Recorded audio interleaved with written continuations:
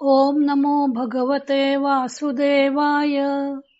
सार्थ सुबोध ज्ञानेश्वरी.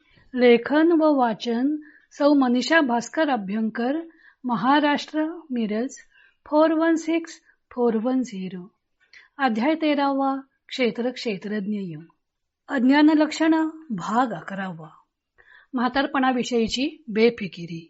ओव्या आहेत 753 ते 762. ज्ञानदेव अज्ञानी मनुष्य म्हातारपणाविषयी कसा बेफिकीर असतो त्याचे आणखी स्पष्टीकरण करत आहेत. पै जीविताचे नितोखे, जैसा का मृत्यू न देखे, तैसाची तारुण्ये पोखे, जरा न गणी. जगण्याच्या सुखाने ज्याप्रमाणे मृत्यूकडे लक्ष देत नाही, त्याचप्रमाणे तारुण्याच्या संतोषाने म्हातारपणाविषयी बेपर्वा असतो.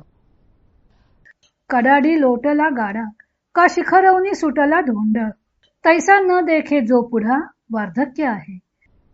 डोंगराच्या कड्यावरून लोटलेला गाडा अथवा पर्वताच्या शिखरावरून सुटलेला धोंडा जसा पुढील परिणामाला म्हणजेच आपले तुकडे तुकडे होतील हे पाहत नाही, तसा जो पुढे म्हातारपण येणार आहे हे पाहत नाही. का आड बोहळा पाणी आले, का जैसे म्हैसे याचे झुंज मातले, तैसे तारुण्याचे चढले भुररे जया. अथवा आर रानातील ओढ्यास जसा पूर यावा किंवा रेड्याची जशी टक्कर मजावी, त्याप्रमाणे ज्याला तारुण्याची भुरळ चढलेली असते. पुष्टी लागी विघरो, कांती पाहे निसरो, मस्तका आदरी शिरोभागी कंप. शरीराचा लठ्ठपणा नाहीसा होण्यास लागतो व शरीरातील तेज कमी होण्यास लागते व मस्तकाला कापरे सुटते.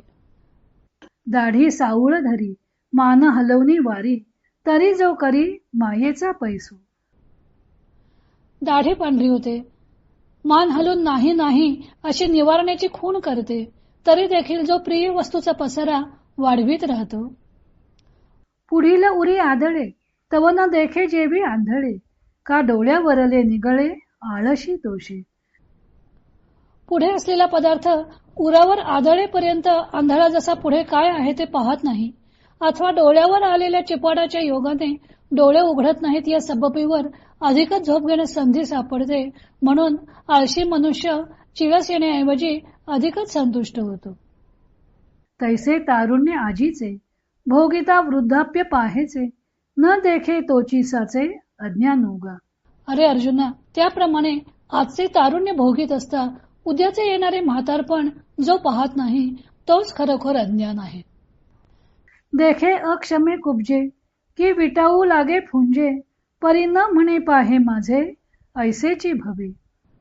आंधळ्या माणसाकडे किंवा कोबड्या माणसांकडे पाहून त्यास गर्भाने वेडावू लागतो, पण असे म्हणत नाही की माझीही उद्या हीच अवस्था होईल.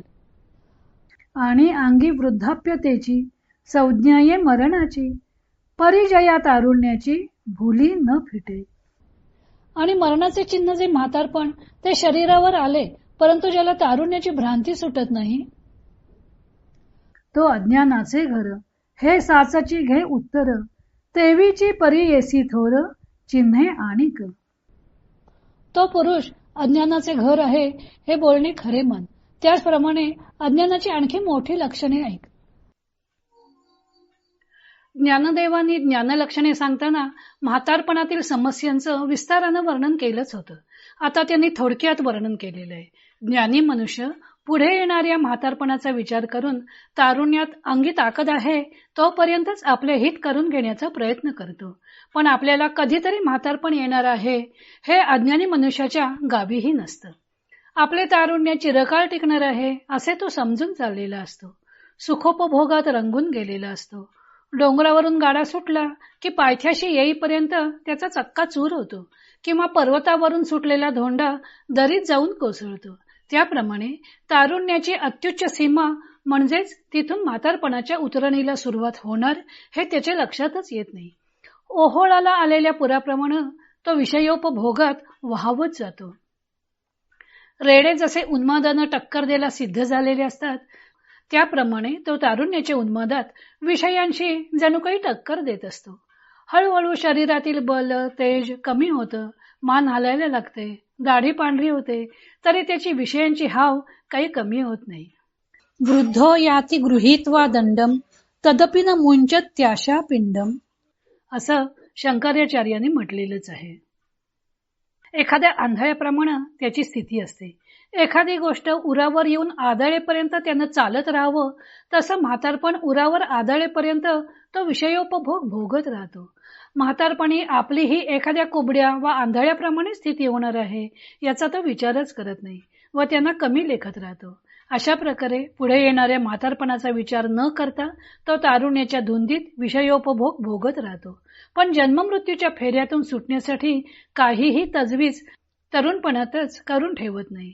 म्हातारपणाची चिंता करत नाही, त्याप्रमाणे रोगादींची पण चिंता करत नाही. हे ज्ञानदेव पुढे सांगणार आहेत. तो भाग आपण उद्या पाहू.